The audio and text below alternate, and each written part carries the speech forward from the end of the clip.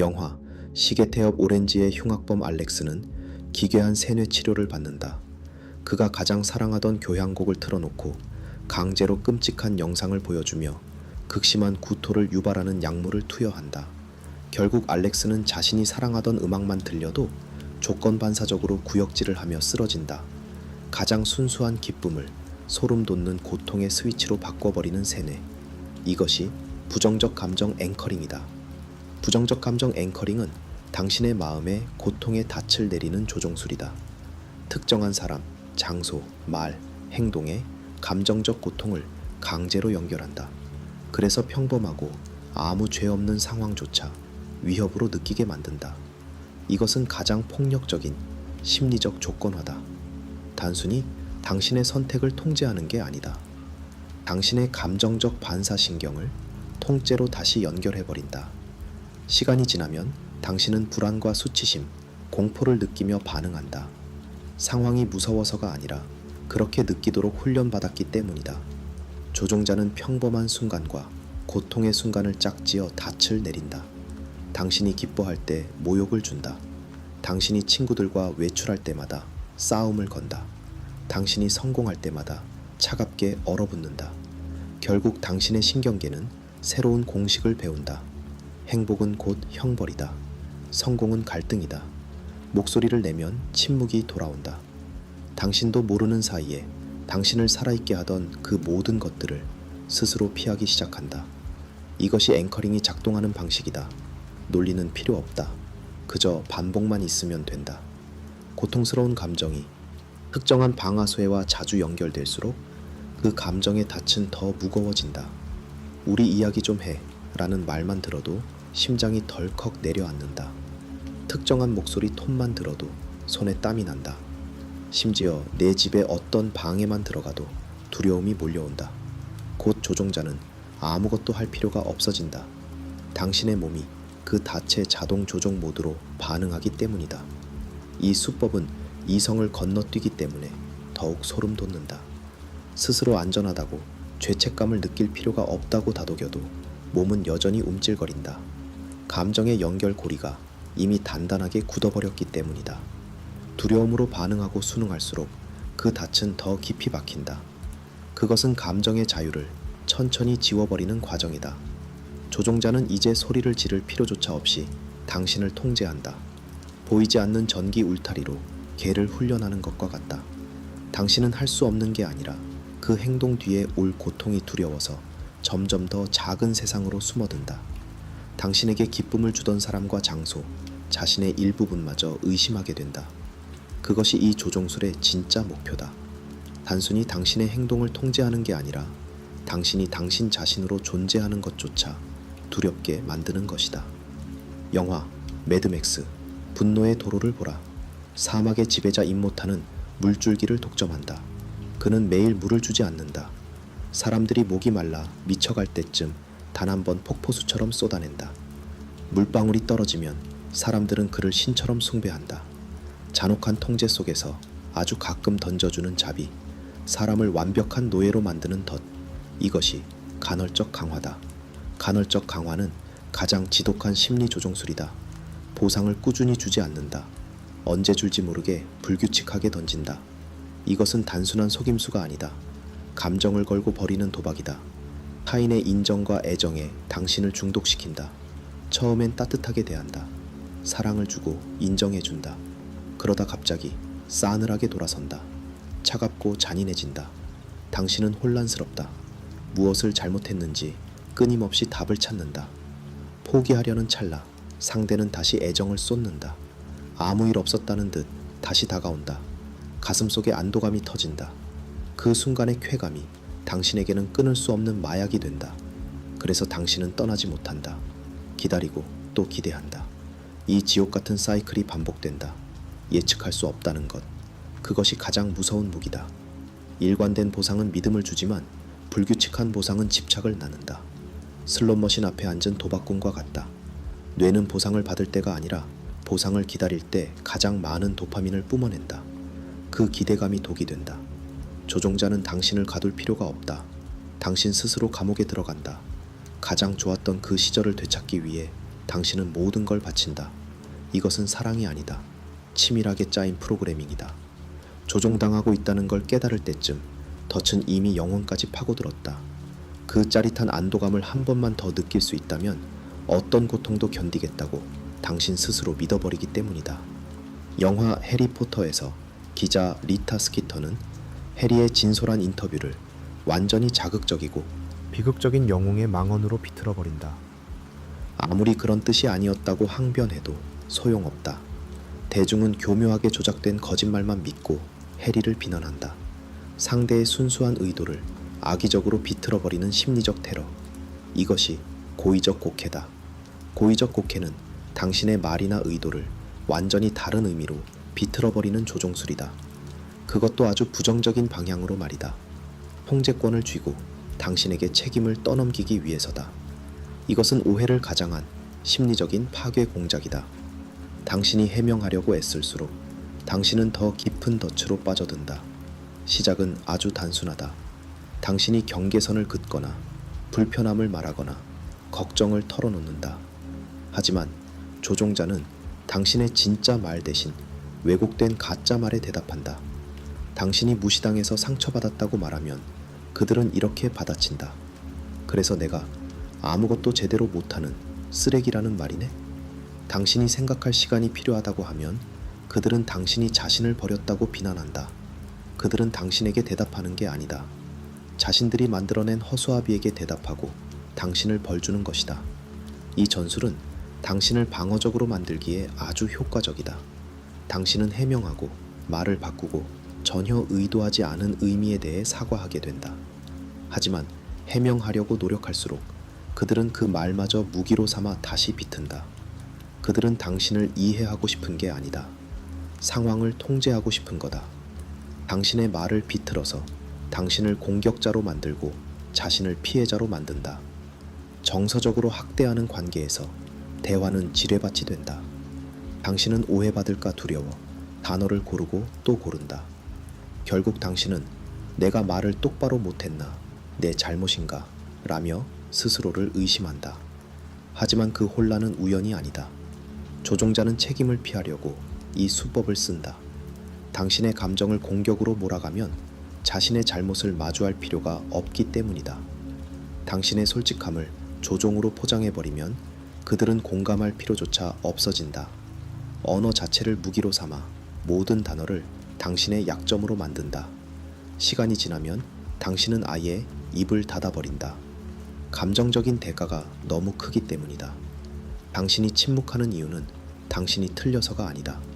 진실을 말해봤자 항상 당신을 찌르는 칼이 되어 돌아오기 때문이다. 당신이 조용해지고 자신감을 잃는 것, 그것이 그들이 원하는 완벽한 결말이다. 영화 데부투를 보라. 마이클 콜런에는 아내 케이의 고백을 듣고 격노하며 문을 닫아버린다. 소리를 지르지 않는다. 폭력을 쓰지도 않는다. 대신 철저한 침묵으로 아내를 투명인간 취급한다. 그 숨막히는 침묵이 그녀의 영혼을 완벽하게 부순다. 가장 차갑고 잔인한 폭력, 이것이 침묵의 형벌이다. 침묵의 형벌은 단순히 혼자만의 시간이 필요한 게 아니다. 이것은 철저한 통제다. 조용하고 계산적이다. 이 침묵은 평화롭지 않다. 오히려 의미로 가득 차서 시끄럽게 울린다. 당신은 투명 인간이다. 당신은 내 말을 들을 가치가 없다. 이런 무언의 메시지가 어떤 비명보다 깊게 찌른다. 당신은 머릿속으로 모든 대화를 끝없이 되갚는다. 무엇이 잘못됐는지 강박적으로 찾는다. 설명조차 없는 잘못을 고치려고 발버둥 친다. 이것이 침묵의 힘이다. 상대가 상처를 줬음에도 당신이 먼저 매달리게 만든다. 처음엔 작은 다툼으로 시작된다. 그들은 대화를 하는 대신 완전히 문을 닫아버린다. 눈도 마주치지 않고 애정도 주지 않는다. 당신이 다가가도 무시한다. 사과해도 차갑게 얼어붙어 있다. 시간이 길어질수록 당신의 정서적 안정은 찢겨나간다. 당신의 자존감은 그 침묵을 깨는 것에 매달리게 된다. 당신의 현실마저 의심한다. 형벌이 너무 가혹해서 스스로가 문제라고 확신한다. 하지만 이 침묵은 갈등을 풀려는 게 아니다. 지배력을 과시하려는 거다. 감정적인 굶주림이다. 조종자는 안다. 인간은 연결을 갈망한다. 뇌는 사회적 거절을, 육체적 고통처럼 느낀다. 그래서 그들은 침묵으로 당신을 고문한다. 길어질수록 당신은 더 순종적으로 변한다. 마침내 침묵이 깨지면 당신은 구원받은 것처럼 안도한다. 그 고통이 끝났다는 사실에 감사해서 방법의 잔혹함을 따지지 않는다. 당신은 무언의 교훈을 얻는다. 말을 줄이고 요구하지 말고 자극하지 말자. 다시는 버림받지 않기 위해서. 그렇게 침묵의 형벌은 당신을 길들인다. 폭력이 아니라 공백으로. 시끄럽게 부수는 대신 당신 스스로 무너지게 만든다. 미국 민담 속 여우에게 잡힌 토끼는 살기 위해 꾀를 낸다. 그는 여우에게 제발 가시덤불에만은 던지지 말아달라고 처절하게 빈다. 불태워도 좋고 가죽을 벗겨도 좋으니 가시덤불만은 피하게 해달라고 울부짖는다. 여우는 토끼를 괴롭히고 싶었다. 그래서 토끼를 가시덤불 속으로 집어 던진다. 하지만 가시덤불은 토끼의 고향이었다. 토끼는 유유히 여우를 비웃으며 도망친다. 상대의 반항심을 무기로 쓰는 가장 교활한 생존술. 이것이 역심리다. 역심리는 인간의 반항심을 파고든다. 원하는 결과를 얻기 위해 당신에게 정반대로 말한다. 인간은 누구나 자유를 원한다. 누군가 당신의 선택을 통제하려 들면 본능적으로 튕겨나간다. 조종자는 바로 이 본능을 노린다. 당신은 아마 못할 거다. 이건 당신 취향이 아니지. 무심하게 툭 던진다. 당신의 자존심이 불타오른다. 오기로 덤벼든다. 당신은 자신이 결정했다고 믿는다. 하지만 사실은 조종자가 파놓은 함정으로 제 발로 걸어 들어간 것이다. 이 수법이 잔인한 이유는 완벽한 책임 회피에 있다. 나중에 따져 물어도 소용없다. 나는 분명히 하지 말라고 했다. 조종자는 완벽하게 빠져나간다. 당신은 자신이 이겼다고 착각한다. 조종자는 뒤에서 몰래 웃고 있다. 그 반항심이야말로 그들이 처음부터 원했던 유일한 문이었으니까. 삼각관계 만들기. 영화 퀸카로 살아남는 법의 지배자 레지나를 보라. 그녀는 절대 자기 손에 직접 피를 묻히지 않는다. 친한 친구 곁에 다가가 다른 친구의 험담을 슬쩍 흘린다. 아주 작은 비교, 의미심장한 눈빛, 교묘한 이간질. 그것만으로도 친구들은 서로를 맹렬히 질투하고 물어뜯는다. 피바람이 부는 동안 레지나는 가만히 앉아 여왕의 자리를 즐긴다. 이 잔혹한 심리 통제술이 삼각관계화다. 조종자는 둘만의 굳건한 관계에 세 번째 사람을 끌어들인다. 긴장을 만들고 혼란을 심고 조용한 경쟁을 부추긴다. 직접적으로 화를 내거나 비난하지 않는다. 가벼운 비교, 은밀한 뒷말, 간접적인 소통으로 관계의 뿌리를 흔든다. 나르시시스트나 권력에 미친 리더들이 가장 즐겨 쓰는 수법이다. 당신이 누군가에게 깊은 비밀을 털어놓았다고 치자. 둘만의 특별한 유대라고 믿었다. 하지만 그들은 당신의 말을 교묘하게 비틀어 남에게 흘린다. 혹은 당신 눈앞에서 다른 사람을 과장되게 치켜 세운다. 당신이 초라해지고 극도로 불안해지도록 판을 짠다. 이 공격은 결코 크고 시끄럽게 오지 않는다. 조용한 속삭임, 짧은 눈빛, 전략적인 침묵으로 당신의 목을 조른다. 당하는 순간 머릿속엔 감정의 불협화음이 울린다. 왜 갑자기 내가 버려진 기분일까? 나는 왜 알지도 못하는 사람을 질투하고 있을까? 의심이 커질수록 자존감은 무너져 내린다. 당신은 조종자의 눈에 다시 들기 위해 처절하게 발버둥친다. 당신이 감정적으로 무너질수록 그들의 통제력은 더 완벽해진다. 결국 사람들의 연대와 믿음은 산산조각 난다. 가장 소름 돋는 건 당신의 완벽한 착각이다. 당신은 그 엉뚱한 제3자가 진짜 문제라고 굳게 믿는다. 하지만 진짜 무기는 이 모든 판을 짠 조종자다. 당신이 혼란 속에서 유일하게 기댈 수 있는 사람, 그 사람이 바로 이 지옥을 만든 범인이다. 러시아 제국의 멸망을 부추긴 괴승 라스푸틴. 그는 황태자의 병을 고쳐주겠다며 황제 부부에게 접근했다. 극도의 불안에 빠진 황후에게 완벽한 구원자처럼 굴며 끊임없는 위로를 주었다. 황후가 그 달콤한 안정감에 완전히 중독되자 그는 본색을 드러내고 제국의 국정을 제멋대로 주무르기 시작했다. 친절과 매력이라는 가면 뒤에 숨어 상대의 목줄을 거머쥐는 심리전. 이것이 환심사기다. 환심사기는 매력이라는 가면 뒤에 지배욕을 숨기는 심리 조종술이다. 아부와 친절, 그리고 가짜 존경심을 계산적으로 사용한다. 당신의 방어벽을 낮추고 신뢰를 얻고 당신이 특별하다고 느끼게 만든다. 그 연결고리를 이용해 당신을 통제하기 위해서다. 이것은 친절이 아니다. 거래일 뿐이다. 그리고 상품은 바로 당신이다. 조종자는 처음부터 요구하거나 압박하지 않는다.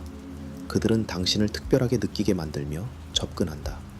당신의 지능, 노력, 강인함을 칭찬한다. 그들은 당신이 잊고 있던 아주 작은 세부 사항까지 기억하며 도와준다. 당신은 자신이 인정받고 있다고 느낀다. 조종당한다는 생각은 전혀 못한 채 그들을 마음속으로 들인다. 드디어 나를 진심으로 인정해주는 사람을 만났다고 착각하기 때문이다. 하지만 수면 아래에서 모든 행동은 철저히 전략적이다. 모든 칭찬에는 목적이 있다. 모든 호의는 당신이 나에게 빚을 졌다는 씨앗을 심는다. 조종자는 베푸는 게 아니다. 투자하고 있는 것이다. 그들이 바라는 수익은 당신의 충성심과 영향력이다. 그들은 당신에게 없어서는 안 될 존재가 된다. 나중에 그들이 당신의 시간이나 침묵, 타협을 요구할 때 당신은 거절할 수 없는 압박을 느낀다. 거절은 단지 어색한 게 아니라 은혜를 원수로 갚는 배신처럼 느껴진다. 이 수법은 인정이 간절한 곳에서 독버섯처럼 자란다. 직장, 사교 모임, 연애의 초기처럼 말이다. 조종자는 당신의 가치관을 거울처럼 따라하고 당신의 말을 앵무새처럼 따라한다. 완벽한 친구이자 파트너를 연기한다. 하지만 시간이 지나면 매력의 진짜 칼날이 드러난다. 칭찬에는 조건이 붙고 호의는 죄책감으로 청구된다. 당신이 저항하면 따뜻했던 온기는 순식간에 얼음장처럼 차가워진다. 환심 사기가 치명적인 이유는 처음엔 너무나 달콤하기 때문이다. 존중받고 인정받고 싶은 당신의 굶주림을 정확히 노린다. 당신은 이런 사람을 만난 게 행운이라고 믿는다. 덫에 완전히 걸려들 때까지 그것이 덫인 줄 모른다. 당신의 독립심을 찬양하던 사람이 이제는 당신이 너무 혼자만 안다고 비난한다. 당신의 강인함을 사랑한다던 사람이 당신을 피도 눈물도 없는 사람으로 본다. 당신이 그들의 목적에 쓸모 없어지는 순간 아부는 사라진다. 그리고 그 화려한 칭찬 뒤에 숨어있던 진짜 괴물이 나타난다. 영화 나를 찾아줘를 보자. 아내 에이미는 남편을 통제하기 위해 완벽한 자작극을 꾸민다. 집안을 엉망으로 만들고 피를 흘린 자국을 남긴다. 자신이 끔찍한 범죄의 희생양인 것처럼 꾸미고 남편을 천하의 살인마로 몰아간다. 자신의 악행은 쏙 빼놓고 세상에서 가장 불쌍한 약자 행세를 하며 상황을 완벽하게 통제한다. 이 악랄한 수법, 이것이 피해자 코스프레다. 이것은 진짜 상처받은 게 아니다. 취약함을 무기로 삼는 거다. 인간은 고통받는 사람을 보호하려는 강렬한 본능을 가지고 있다. 피해자 코스프레는 바로 그 본능을 납치한다. 처음엔 눈치채기 어렵다. 조종자는 상처받고 오해받은 척 불쌍하게 군다. 울고 삐치고 구석으로 숨는다. 나는 항상 나쁜 사람 취급만 받아. 아무리 노력해도 끝이 없네. 목소리는 떨리고 눈에는 눈물이 고인다. 하지만 그 연극의 진짜 목적은 권력의 방향을 뒤집는 것이다. 선을 넘은 건 분명 그들인데 당신이 사과하고 위로하며 물러서게 만든다. 이 연극이 완벽한 이유는 이야기의 틀을 통째로 바꿔버리기 때문이다. 그들의 배신은 당신의 무심함 탓이 된다. 그들의 공격은 상처받은 영혼의 정당방위가 된다. 조종은 정당방위로 새롭게 포장된다. 당신이 공감 능력이 뛰어날수록 이 덫에 걸리기 쉽다. 당신의 연민이 당신의 목을 조르는 목줄이 된다. 당신이 정당한 선을 그으면 그들은 당신을 악당으로 만든다. 당신이 불만을 말하면 그들은 상처받은 척 무너진다. 당신이 변화를 요구하면 당신을 차갑고 매정한 사람으로 몬다. 결국 당신은 그들에게 상처를 주지 않기 위해 스스로 입을 닫는다. 진실주의를 조심스럽게 맴돌고 과도하게 양보하며 당신이 만들지도 않은 상처에 대해 사과한다. 가장 무서운 건 당신이 조종당한다는 걸 알면서도 당한다는 거다. 죄책감은 논리에 복종하지 않는다. 누군가 내 앞에서 눈물을 흘리며 무너지면 어떻게든 달래주고 고쳐주고 싶은 원초적인 본능이 튀어나온다. 조종자는 이것을 안다. 그래서 진실 대신 눈물을 무기로 쓴다. 잘못을 인정하는 대신 상처받은 연기를 연습한다. 그들은 논리적으로 이길 필요가 없다. 그저 동정받기만 하면 된다. 동정심은 분노를 잠재우고 책임을 흩어버리기 때문이다. 당신은 떠나려 할 때마다 눈물을 흘리는 사람에게 영원히 감정의 수갑을 차게 된다. 드라마 왕좌의 게임을 보자. 사이코패스 램지 볼트는 호로테온의 자아를 철저히 박살낸다. 그의 이름을 구린내로 바꾸고 스스로를 짐승만도 못한 존재로 믿게 세뇌한다. 테오는 도망칠 기회가 생겨도 주인의 허락 없이는 한 발자국도 움직이지 못한다. 상대의 자아를 지워버리고 완전한 통제권을 쥐는 심리 파괴술. 이것이 정체성 훼손이다. 이 수법은 단순히 상처를 주려는 게 아니다. 당신을 지워버리려는 거다. 조종자의 허락 없이는 자신이 누구인지조차 모르게 만드는 작업이다. 이것은 정서적 학대를 넘어선 심리적 재건축이다. 처음엔 아주 미세하다. 당신의 성격, 습관, 외모, 꿈에 대해 가볍게 툭 던진다. 당신은 너무 유난을 떨어. 당신은 창의적인 타입이 아니잖아. 당신이 남들보다 잘난 줄 알지? 이 말들은 모욕처럼 들리지 않는다. 걱정이나 농담, 조언으로 위장되어 있다. 하지만 외과 수술처럼 정교하게 당신의 급소를 찌른다. 시간이 지나면 이 말들은 당신의 살갗에 들러붙는다. 당신은 스스로를 의심하기 시작한다. 기쁨을 주던 것들에서 조용히 물러난다. 말을 꺼내기 전에, 옷을 입기 전에, 목표를 세우기 전에 망설인다. 당신의 일부를 스스로 도려낸다.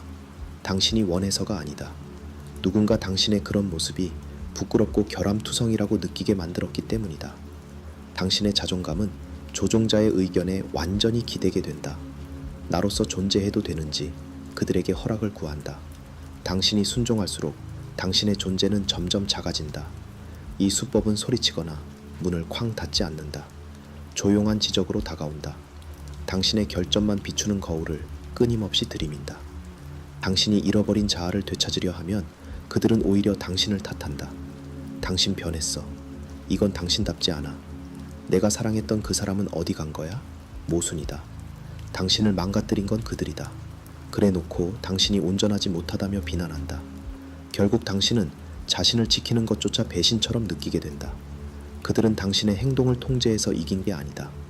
당신 스스로 선택할 권리가 있었다는 사실마저 잊어버리게 만들어서 이긴 것이다. 당신은 자신감을 잃은 게 아니다. 당신 자신을 잃은 거다. 뮤지컬 오페라의 유령을 떠올려보자. 어둠 속의 팬텀은 크리스틴을 최고의 프리마돈나로 키워낸다. 그는 대놓고 대가를 요구한 적이 없다. 하지만 그의 머릿속에는 소름 돋는 계약서가 쓰여 있었다. 내가 당신을 키웠으니 당신은 영원히 나만 사랑해야 해. 크리스틴이 다른 남자를 사랑하자 팬텀은 잔혹한 괴물로 돌변한다. 혼자 베풀고 혼자 배신감에 휩싸이는 함정. 이것이 바로 은밀한 계약이다. 은밀한 계약은 입 밖으로 꺼내지 않은 거래다. 머릿속으로만 쓰고 상대에겐 절대 보여주지 않는다. 전제는 아주 단순하다. 내가 이만큼 했으니 당신도 이만큼 해라. 요구는 늘 침묵 속에 숨어 있다. 그들은 친절의 가면을 쓴다. 당신을 위해 과하게 움직인다. 이사를 돕고 고민을 듣고 시간을 쪼개어 당신을 챙긴다. 겉보기엔 한없이 관대해 보인다. 하지만 그 밑에서는 보이지 않는 빚을 차곡차곡 젓고 있다. 그들은 당신을 채무자처럼 대한다. 당신의 시간, 충성심, 애정, 심지어 헌신까지. 자신이 좋은 사람 역할을 했으니 당연히 청구할 권리가 있다고 믿는다. 이건 친절로 포장된 감정적인 협박이다. 당신은 아무것도 모른 채 그들을 실망시킬 상황에 놓인다. 당신이 그 숨겨진 기대를 채워주지 못할 때 그들은 솔직하게 말하지 않는다. 대신 갑자기 폭발한다. 싸늘하게 돌아서고 당신에게 죄책감을 덮어 씌운다. 당신은 혼란스럽다. 대체 뭘 잘못했는지 알 길이 없다. 당신이 본 적도 없고 서명한 적도 없는 계약을 당신이 어겼기 때문이다. 거절을 두려워하는 사람들이 주로 이 수법을 쓴다. 원하는 걸 당당하게 말하지 못하고 희생과 봉사 뒤에 꽁꽁 숨는다. 하지만 대가를 받지 못하면 억눌린 원망이 독처럼 퍼진다. 따뜻했던 미소가 사라지고 당신은 졸지의 악당이 된다. 당신이 따져 물어도 소용없다. 그들은 완벽하게 발뺌한다. 내가 언제 대가를 받았어? 결국 그들은 희생하는 성자가 되고 당신은 은혜를 모르는 배신자가 된다. 영화 유주얼 서스펙트를 보라. 절름발이 범죄자 버벌 킨트는 경찰의 취조실에서 벌벌 떤다. 자신은 아무것도 모르는 힘없고 멍청한 졸개일 뿐이라고 연기한다. 경찰은 그의 완벽한 무지에 속아 그를 불쌍하게 여기고 풀어준다. 하지만 경찰서를 나서는 순간 그는 절름발이 연기를 멈추고 유유히 사라진다. 자신이 배후의 절대 악이라는 사실을 바보 연기로 완벽하게 감춘 것이다. 알면서도 모르는 척 상대를 통제하는 수법. 이것이 전략적 무지다. 전략적 무지는 고의적인 연기다. 알면서도 모르는 척, 눈치채지 못한 척 행동한다. 결과를 조종하고 책임을 피하기 위해서다. 당신이 모든 짐을 떠안게 만들기 위해서다. 이것은 진짜 혼란이 아니다. 계산된 침묵이다. 조종자는 난 정말 몰랐어 라는 말을 무기로 쓴다. 자신의 권력을 유지하면서 당신을 예민하고 피곤한 사람으로 만든다. 이 수법은 눈앞에 있으면서도 알아채기 어렵다. 혼란스러워하는 사람을 비난하기는 정말 힘들기 때문이다. 그들은 대놓고 거짓말을 하지 않는다. 그저 생략하고 미루고 딴청을 피운다. 당신이 시간을 낭비하며 설명하고 답답함에 지쳐갈 때 그들은 뒤로 물러나 그 모습을 구경한다. 이들의 목표는 이해가 아니라 당신을 지치게 만드는 것이다. 당신이 분명히 선을 그어도 그들은 잊어버린다. 수백 번 감정을 설명해도 그들은 엉뚱하게 해석한다. 명백한 문제와 결과를 무시하며 그렇게 심각한 줄 몰랐다고 우긴다. 이것은 실수가 아니다. 통제다. 당신이 같은 말을 반복하고 고통을 다시 설명할 때마다 그들의 지렛대는 더 강해진다. 그들은 당신을 감정적이고 비이성적인 사람으로 몰아간다. 이 전술은 권력의 불균형 속에서 가장 잘 자란다. 연인이 약속을 어기고서 그게 그렇게 중요한 줄 몰랐어 라고 말한다. 상사가 불만을 무시하고서 당신이 그렇게 느끼는 줄 몰랐어 라고 말한다. 부모가 상처를 주고서 왜 진작 말하지 않았니? 라고 묻는다. 그들은 다 알고 있었다. 하지만 인정하는 순간 책임이 따르기 때문이다. 전략적 무지는 가장 완벽한 비상구다. 이 수법은 당신의 기대를 조종한다. 당신은 그들이 악의가 없다고 믿는다. 내가 명확하게 말하지 않았나 스스로를 의심한다. 당신이 자기 의심에 빠져 허우적댈 때 그들은 순진한 미소를 지으며 안전하게 빠져나간다. 하지만 속지 마라. 전략적 무지는 결코 무지가 아니다. 책임을 당신에게 떠넘기기 위한 정교한 감정 연극일 뿐이다. 그들이 이해하지 못하는 척할수록 당신은 더 많은 것을 내어준다. 당신이 더 많이 내어줄수록 그들은 게임의 존재조차 모르는 척하며 완벽하게 승리한다. 끝. 디즈니 애니메이션 라푼젤을 보라. 가짜 엄마 고델은 라푼젤을 탑에 가둔다. 밧줄을 쓰지 않는다. 대신 말로 묶는다. 이 험한 세상에서 엄마를 버리겠다고? 다 너를 위해서란다. 라푼젤은 밖으로 나가고 싶다는 욕망조차 끔찍한 불효로 여긴다. 상대의 선량함과 양심을 녹줄로 삼는 심리적 고문. 이것이 바로 죄책감 자극하기다. 이 수법은 소리를 지르지 않는다. 그저 당신의 도덕성과 책임감을 역이용한다. 당신이 정당한 거절을 했을 뿐인데 당신은 순식간에 악당이 된다. 조종자는 대놓고 화를 내지 않는다. 깊은 한숨을 쉬며 그래 내가 다 할게 라고 말한다. 내가 너를 어떻게 키웠는데 라며 원망스럽게 쳐다본다. 이 짧은 한마디가 당신의 마음에 수치심을 심는다.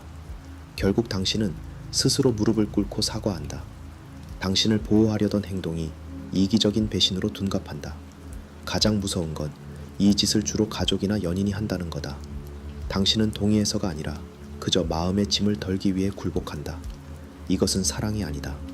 사랑을 인질로 잡은 감정의 갈취다. 그들이 씌운 가짜 죄책감은 당신이 영원히 벗을 수 없는 목줄이 된다. 캡틴 아메리카 11월을 보면 악당 제모 남작은 아이언맨을 직접 때리지 않는다. 대신 그의 부모님이 암살당하는 영상을 눈앞에 슬쩍 틀어놓는다. 이 잔혹한 미끼를 문 아이언맨은 분노에 휩싸여 날뛴다. 결국 동료들과 피 터지게 싸우며 스스로 팀을 박살낸다. 정작 판을 짠 제모는 뒤로 물러나 이성을 잃은 그를 구경하며 완벽하게 승리한다. 치밀하게 분노를 유도한 뒤 상대를 가해자로 둔갑시키는 수법. 이것이 미끼와 비난이다. 이 전술은 당신이 가진 감정의 약점을 콕 찔러 자극한다. 당신을 화나게 만들고 방어적으로 행동하게 만든다. 그리고 바로 그 반응을 꼬투리 삼아 당신을 문제아로 몰아간다. 시작은 아주 작은 도발이다. 교묘한 빈정거림이나 뼈 있는 농담을 미끼처럼 툭 던진다. 당신은 불만이 참 많구나. 배려심이 전혀 없네.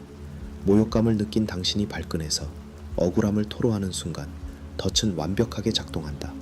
그들은 갑자기 이성적인 척 돌변한다. 거봐, 당신은 너무 예민해. 난 그냥 대화하려던 것뿐인데 왜 혼자 화를 내? 순식간에 그들은 억울한 피해자가 되고 당신은 감정 조절도 못하는 가해자가 된다. 이 수법이 잔인한 이유는 당신의 가장 솔직한 반응을 공격의 무기로 쓴다는 거다. 당신을 교묘하게 찌른 뒤 소리치는 당신을 벌하는 것이다. 이런 상황이 반복되면 당신은 해명하는 것조차 포기하게 된다. 무슨 말을 하든 결국 내 잘못이 될 테니까.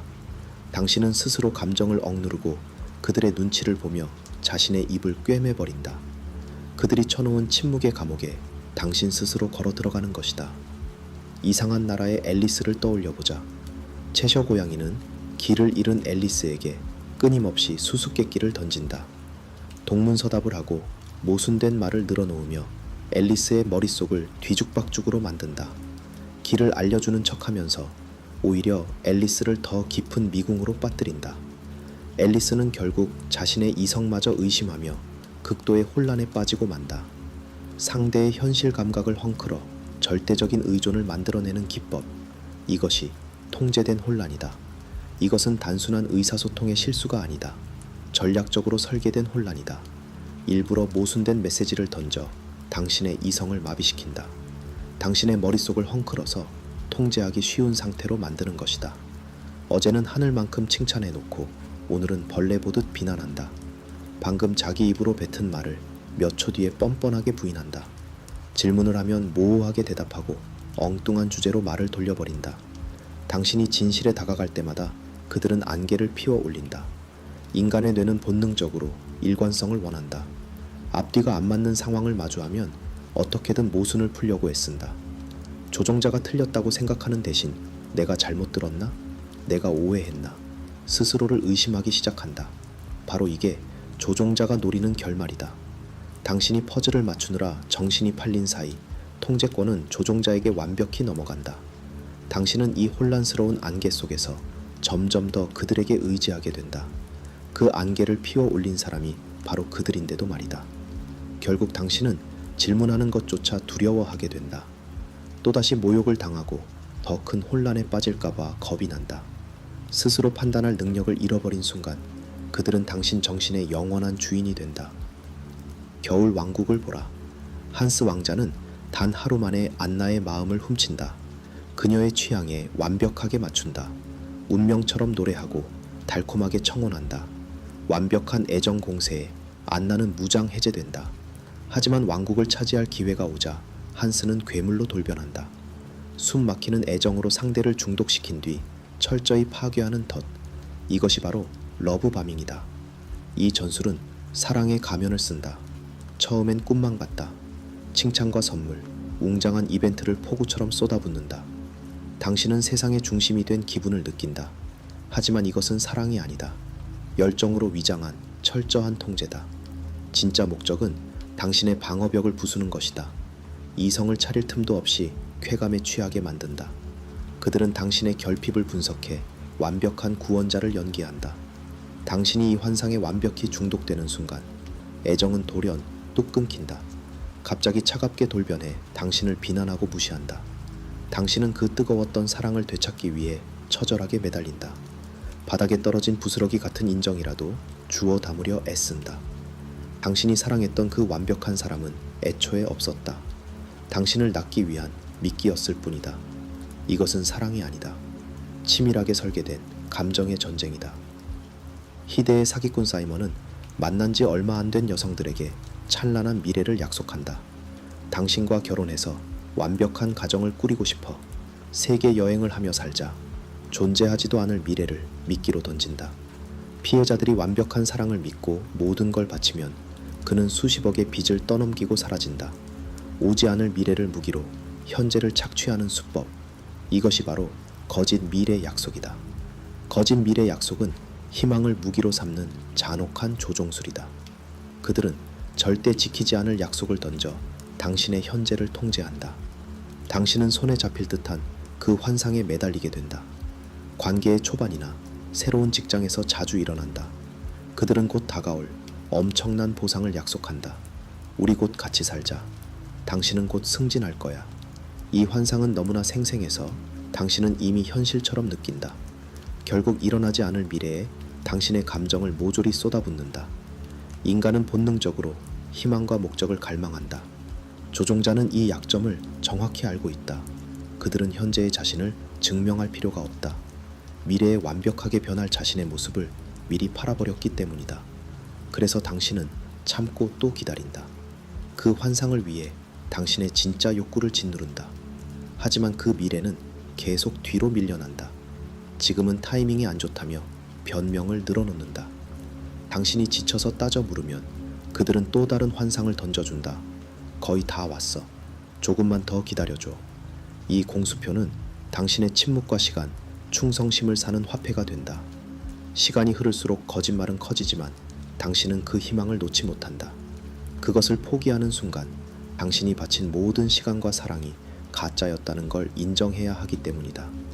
당신이 곁에 남은 이유는 그들의 진짜 모습 때문이 아니다. 그들이 약속했던 그 거짓된 환상 때문이었다. 드라마 더 글로리를 보라. 가해자 박연진은 문동은의 영혼을 짓밟고도 일말의 죄책감조차 없다. 다들 그렇게 크는 거야. 고작 장난 좀 친 거 가지고 왜 이렇게 유난이니? 피해자가 겪은 지옥을 가벼운 장난으로 깎아내린다. 가해자가 오히려 피해자를 예민한 사람으로 몰아가는 화법. 이것이 바로 축소하기다. 축소하기는 당신의 고통과 감정을 별것 아닌 일로 깎아내리는 조종술이다. 그들은 일어난 일 자체를 부정하지는 않는다. 그저 그렇게 심한 일은 아니었다고 말할 뿐이다. 당신이 상처받았다고 말하면 너무 예민하다고 받아친다. 당신이 화를 내면 그냥 농담이었다고 웃어넘긴다. 당신이 진지하게 따져 물으면 그런 의도가 아니었다며 한숨을 쉰다. 이 수법은 소리를 지르지 않는다. 대신 조용히 속삭이며 당신의 현실 감각을 마비시킨다. 조종자는 이성적인 척 연기한다. 당신의 고통을 가치 없는 것으로 만들어버린다. 다른 사람이 인정해주지 않으면 당신의 고통은 가짜라고 가르친다. 결국 당신은 스스로의 감정을 의심하게 된다. 말을 꺼내기 전에 참아버리고 스스로를 검열한다. 어차피 또 무시당할 것을 알고 있기 때문이다. 진실을 말하는 것보다 침묵이 더 안전해진다. 그들은 자신의 잘못에서 시선을 돌려 당신의 반응을 문제 삼는다. 문제가 발생한 원인이 졸지에 당신의 탓으로 뒤바뀐다. 당신은 홀로 남겨진다. 믿었던 사람이 당신의 감정을 부정하면 당신은 억지로 웃으며 괜찮다고 말하게 된다. 하지만 상처는 진짜였다. 그것은 결코 단순한 농담이 아니었다. 영화 양들의 침묵을 보자. 희대의 식인 살인마 한니발 렉터다. FBI 수습요원 스털링은 그에게 굽실거리거나 동정을 구하지 않았다. 대신 연쇄 살인 사건의 단서를 찾아달라고 당돌하게 부탁했다. 괴물은 흥미를 느꼈고 그 부탁을 들어주었다. 그리고 놀랍게도 그녀의 생존을 진심으로 응원하기 시작했다. 괴물의 마음을 움직인 건 아부가 아니라 아주 작은 부탁이었다. 누군가 나를 돕는다. 그러면 그 사람은 나를 더 좋아하게 된다. 우리의 빤한 상식을 뒤집는 기묘한 심리 현상이다. 보통은 상대를 좋아하니까 돕는다고 믿는다. 하지만 사람의 마음은 종종 자신의 행동에 맞춰 감정을 조작한다. 뇌는 행동과 생각의 불일치를 견디지 못한다. 내가 저 사람을 싫어하는데 왜 도왔을까? 뇌는 곧바로 결론을 고쳐 쓴다. 기꺼이 도와준 걸 보니 사실 난 저 사람을 좋아하는 게 틀림없어. 이 심리적 틈새는 소름 끼치도록 강력하다. 우리는 자존심 때문에 남에게 아쉬운 소리 하는 것을 꺼린다. 하지만 부탁은 적을 내 편으로 만드는 가장 예리한 무기다. 조종자들은 이 맹점을 교묘하게 파고든다. 펜을 빌려달라. 이것 좀 설명해달라. 가벼운 조언을 구한다. 아주 작고 거절하기 힘든 갈고리를 던진다. 당신이 거기에 시간과 에너지를 투자하는 순간 덫이 작동한다. 당신은 자신이 관대하고 좋은 사람이라고 느낀다. 자존감이 든든하게 채워진다. 하지만 바로 그 순간 뇌는 허락도 없이 감정의 대본을 다시 쓰고 있다. 상대의 가치관이 훌륭해서가 아니다. 그저 책 한 권을 빌려줬을 뿐이다. 마음은 언제나 진실을 찾지 않는다. 가장 저항이 적고 편안한 길을 선택할 뿐이다. 조지 오웰의 소설 동물농장을 보라. 돼지들은 권력을 잡고 규칙을 교묘하게 바꾼다. 모든 동물은 평등하다.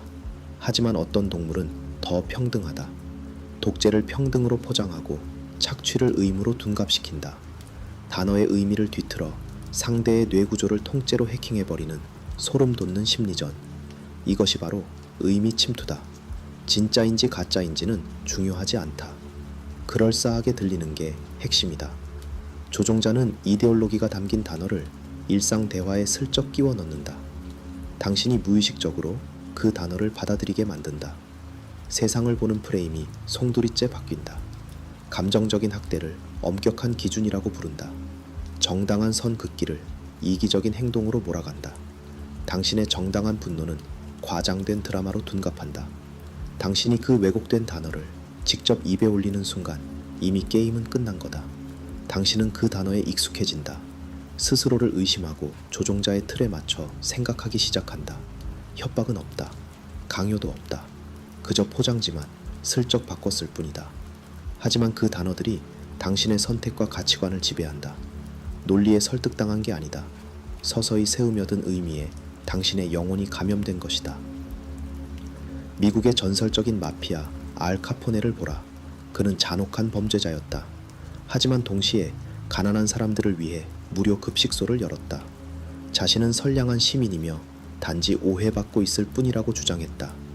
스스로 베푼 알량한 선행을 방패 삼아 끔찍한 악행을 정당화했다. 과거의 선행으로 악행의 허가를 받는 심리적 함정. 이것이 도덕적 면죄부다. 도덕적 면죄부는 위험한 심리적 덫이다. 선한 행동을 하고 나면 나쁜 짓을 할 권리가 생겼다고 믿는다. 자신의 도덕적 신용을 조종의 도구로 써버린다. 이것은 곧 무기가 된다. 조종자는 과거의 친절과 관대함을 현재의 폭력을 덮는 갑옷으로 쓴다. 내가 당신에게 어떻게 했는데 나를 의심해? 이 수법은 행동뿐 아니라 당신의 판단력까지 왜곡한다.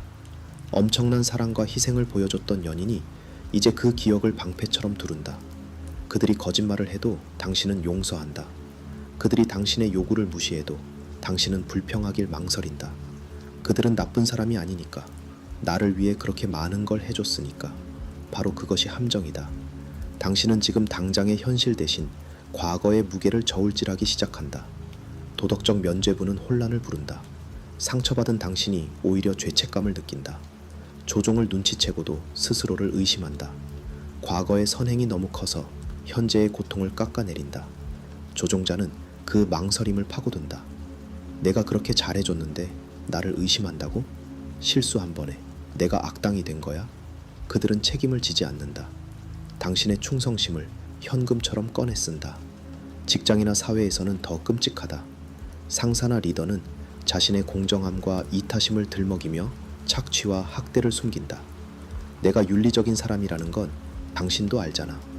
하지만 그들의 현재 행동은 당신이 외면하길 바라는 추악한 진실을 뚜렷하게 말하고 있다. 가장 무서운 점은 이 수법이 당신의 머릿속에 뿌리내린다는 거다. 당신은 학대를 정당화하기 시작한다. 저 사람의 본 모습이 아닐 거야. 내가 배은망덕한 걸지도 몰라. 위협이 아니라 기억 속의 친절 때문에 당신의 경계선이 무너진다. 진실은 이렇다. 선행이 악행을 지워주진 않는다. 하지만 도덕적 면죄부는 그게 가능하다고 믿게 만든다. 미덕을 위장복으로 삼아 진실을 보는 당신을 오히려 나쁜 사람으로 만들어버린다. 매트릭스 2를 보라. 수백 명으로 복제된 스미스 요원이 네오를 한꺼번에 덮친다. 사방에서 쏟아지는 주먹질에 네오는 생각할 틈조차 잃는다. 결국 이성을 잃고 허우적댄다.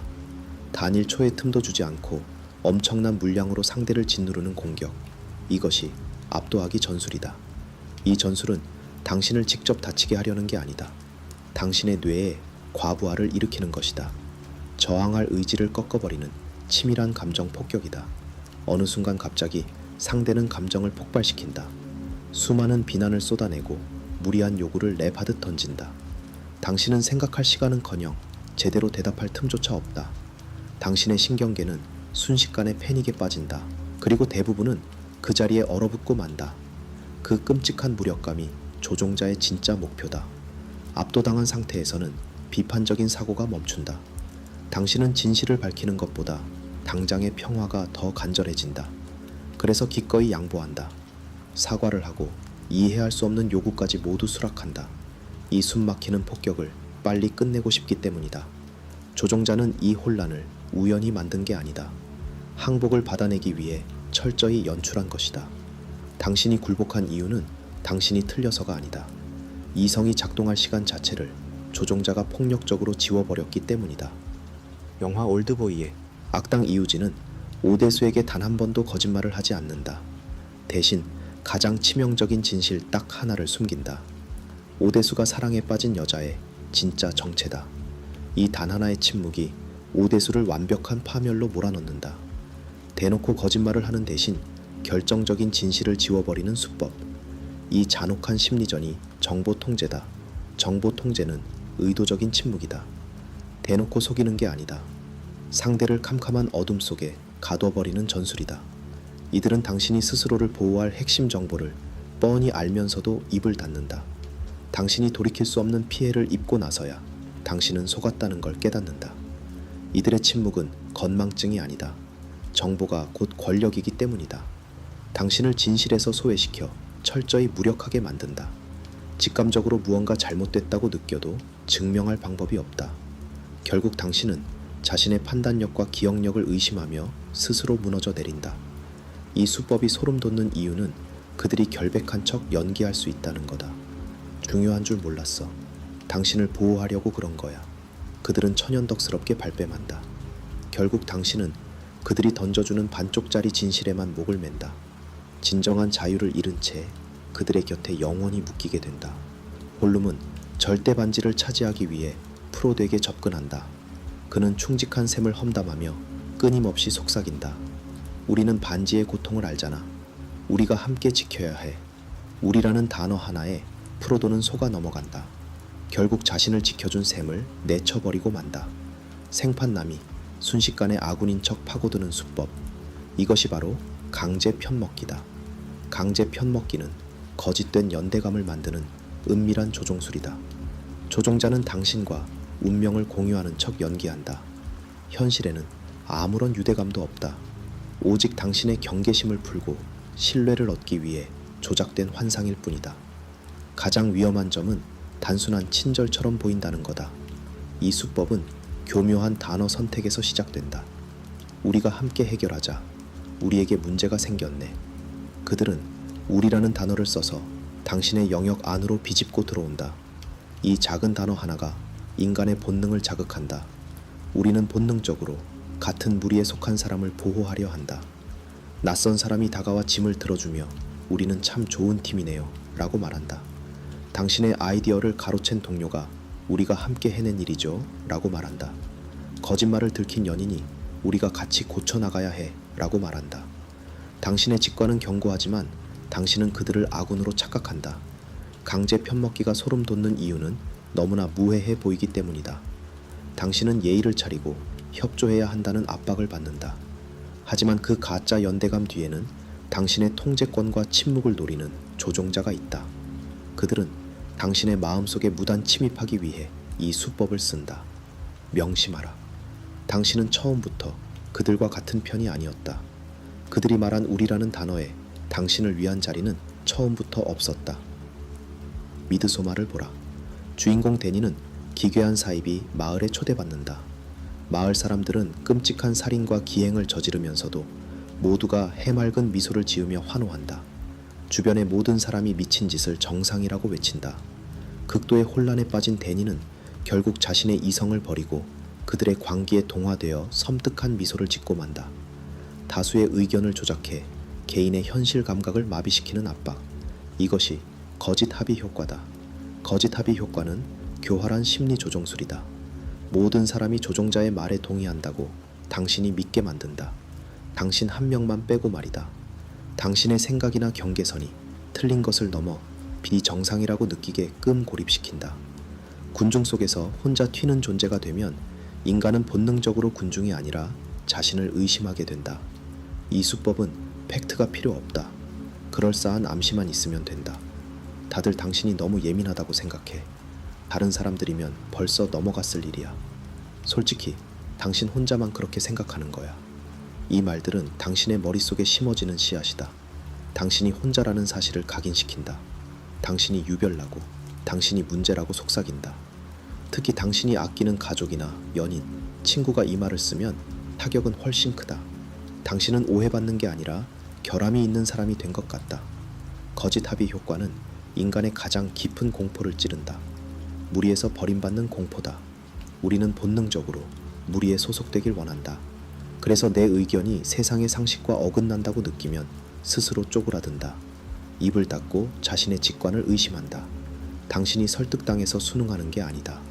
혼자만 틀린 사람이 될까봐 두려워서 수능하는 것이다. 조종자는 책임을 피하기 위해 이 전술을 쓴다. 당신이 따져 물어도 그들은 진실을 가지고 싸우지 않는다. 증거도 없는 여론을 무기로 휘두른다. 그들은 보이지 않는 찬성 부대를 만들어내어 당신이 전 세계와 싸우는 것처럼 느끼게 만든다. 당신도 모르는 타인들을 들먹이며 자신의 편을 든다고 우긴다. 하지만 그 사람들은 결코 나타나지 않는다. 애초에 존재하지 않는 유령이니까. 이 수법이 끔찍한 이유는 부드럽고 조용한 잔인함에 있다. 당신을 직접 공격하지 않는다. 당신의 머릿속에서 세상 전체를 당신의 적으로 만들어버린다.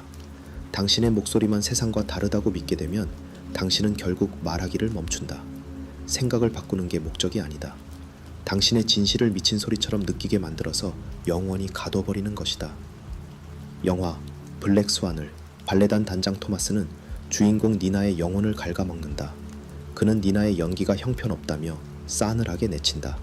사람들 앞에서 모욕을 준다. 니나가 절망의 바닥에 떨어질 때쯤 돌연 다가가 치명적인 키스를 퍼붓는다. 너는 천재라고 치켜세운다.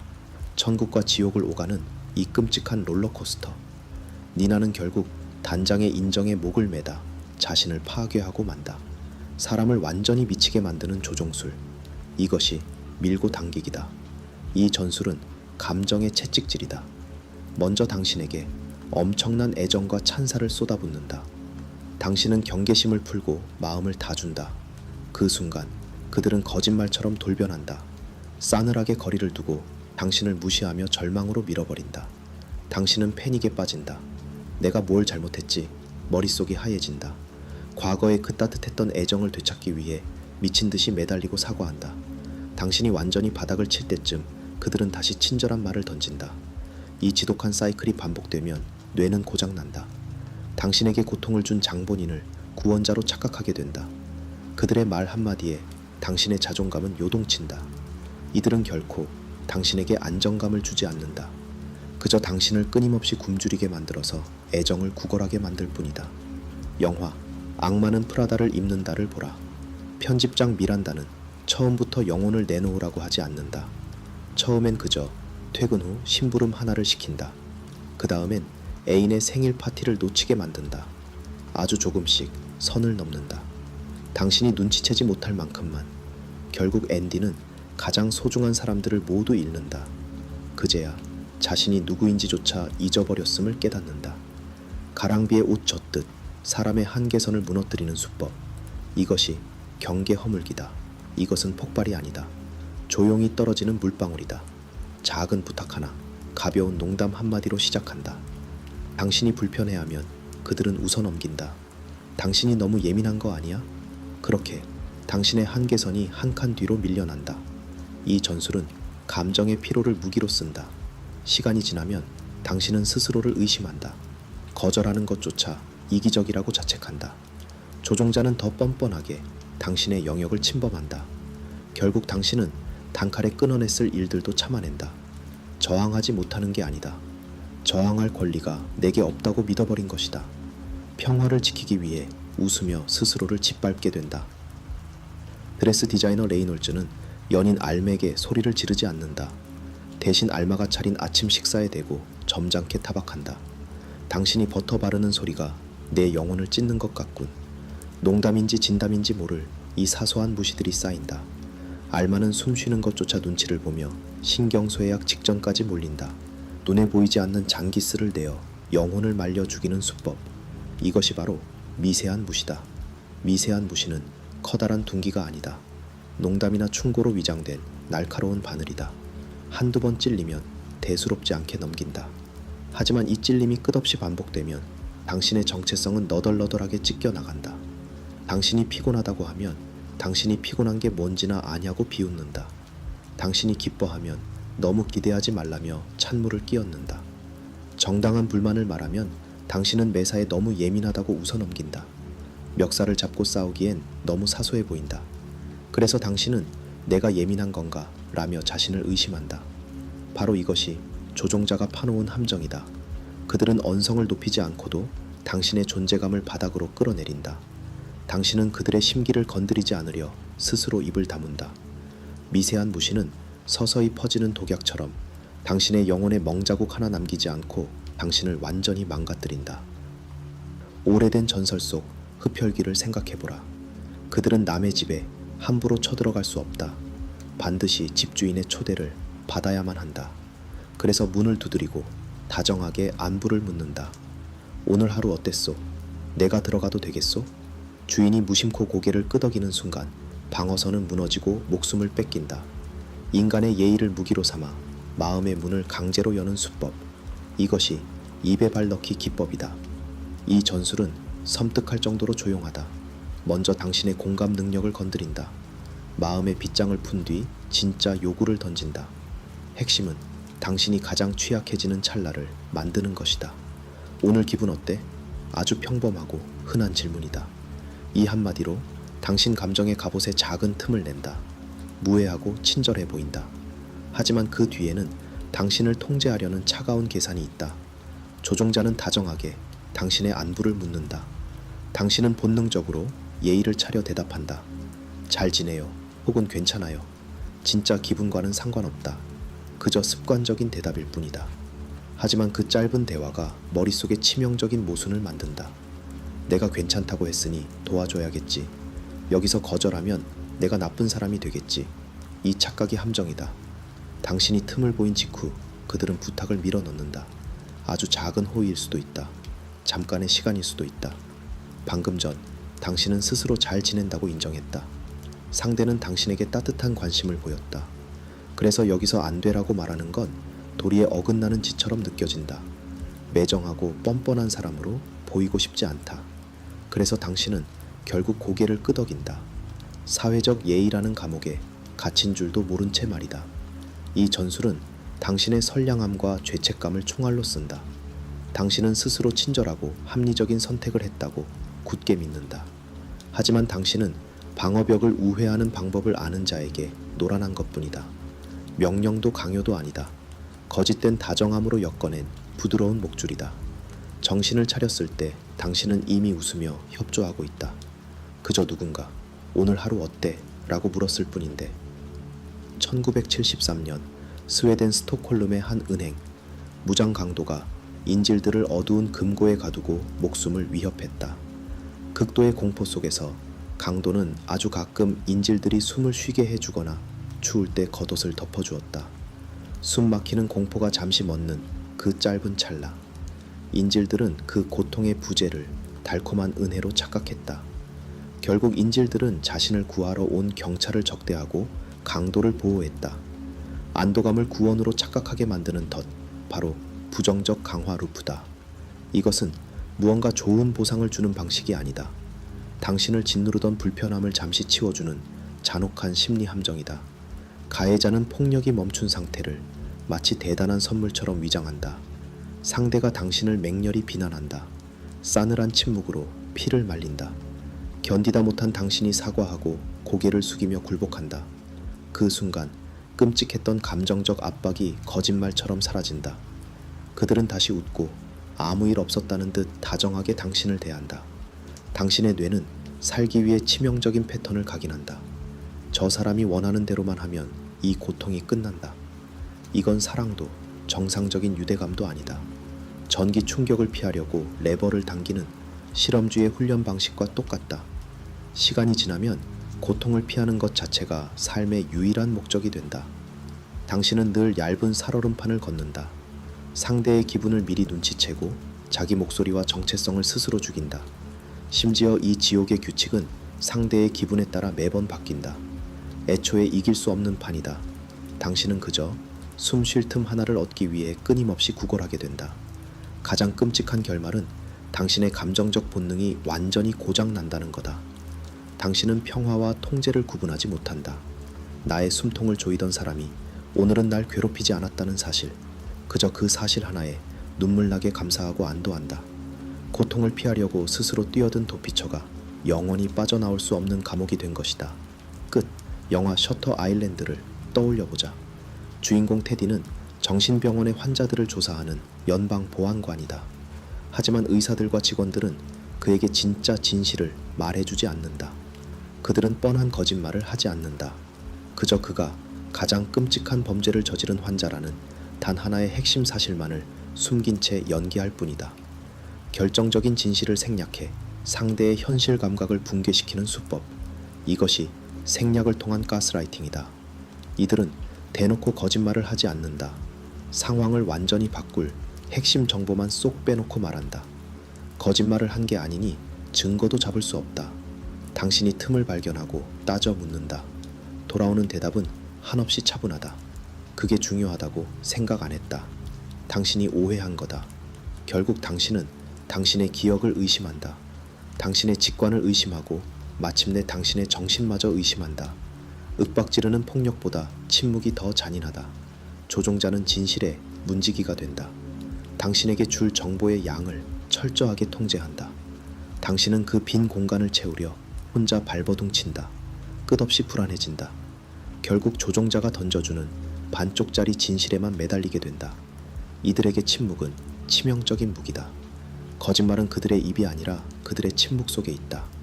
그 숨 막히는 침묵이 당신의 현실을 하나씩 무너뜨린다.